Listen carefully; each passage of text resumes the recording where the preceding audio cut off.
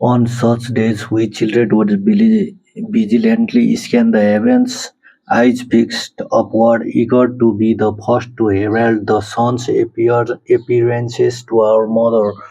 But it is well known that during the peak of the monsoon season, the sun is often reticent, veiled behind dense clouds. I vividly recall moment when, after a fleeting glimpse of sunlight, she would rush to inform her. We would hasten outdoors to verify the sighting for ourselves, one only to find that the elusive sun had already vanished behind the clouds, thereby denying her the chance to eat that day. That doesn't matter, she would say with unshaken cheerfulness. It simply means that God did not want me to eat today. With her serene acceptance, she would quietly resume her daily duties. My mother possessed remarkable common sense and keen awareness of worldly affairs. She was unusually well versed in matter of state, and her intelligence was held in high regard by the ladies of the royal court. I often accompanied her, benefiting from the informal liberties of childhood and still retain vivid memories of the spirit conversations she would engage in with the widowed mother of Thakur Sahib. It was such a parents that I was born in poor Bandar, she known for by its traditional name Sudamapuri. On the 2nd of October 1969, I spent the years of my early childhood in that coastal town.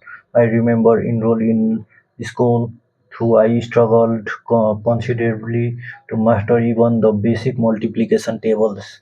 The fact that I recall little else from those early years, save for juvenile mischief of joining my schoolmates in mocking our teachers, seems to suggest that was a intellect way at that stage rather dull and my memory quite unformed. I have been around 7 years old when my father departed from Porbandar to assume his new position as a member of Rajasthani court in Rajkot. There I was enrolled in a primary school and I retained vivid memories of those early days, including the names and distinguishing characteristics of teacher who instructed me. As in Porbandar, my academic performance in Rajkot offered little that was noteworthy.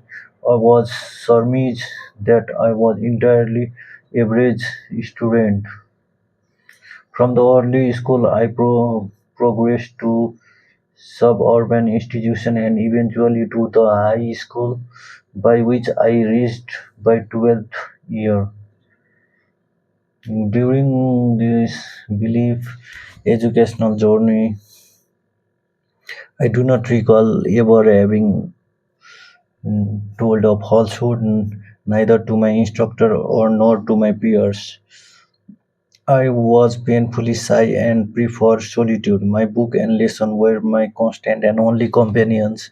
Punctuality was a rigid habit. I was always present at school the moment it opened and would dash home the instant it closed. I quite literally ran as I found the prospect of social interaction distressing and was haunted by the fear of ridicule. The mere thought of someone making fun of me filled me with anxiety. One incident from my first year of high school stand was a worthy of recollection. During an inception, Mr. Giles, the educational inspector, visited our classroom and assigned a brief spelling test of 5 words. One of the words was kettle. I happened to misspell it. During the spelling test, the teacher discreetly attempted to prompt me by lonely nuzzling me with the toe of his boot. Yet I remained unresponsive to the gesture, entirely oblivious to his intention that I should glance at my neighboring slate and correct my mistake. I simply never occurred to me that a teacher whose very presence I believe to be a safeguard against dishonesty would softly encourage what I understood to be a form of cheating. Consequently, all the other boys in the class submitted flawless answer while I alone stood out for having failed. I had, in the eyes of many, been remarkably foolish. The teacher later tried me to make me aware of what he perceived as my naivete,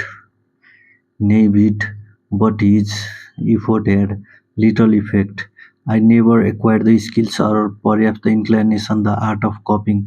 Yet this episode did nothing to lessen my respect or reverence for him. The temperament I was inclined to overlook the shortcomings of my elders, even when in later years I came to learn of various other failings attributed to his particular teacher. My regard for him remained undiminished, for I had been taught and had internalized the value of obedience to one's elders, not of the habit of scrutinizing or judging their conduct.